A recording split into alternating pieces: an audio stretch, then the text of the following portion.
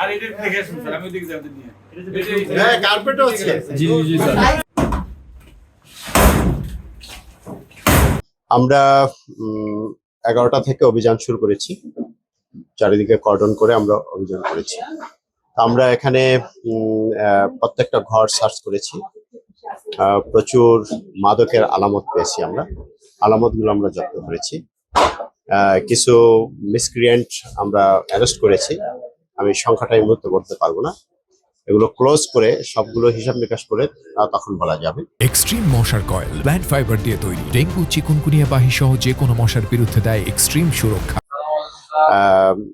আপনারা জানেন এটা একটা কম্বিং অপারেশন, যৌথ অপারেশন আমরা আজকে শুরু করলাম।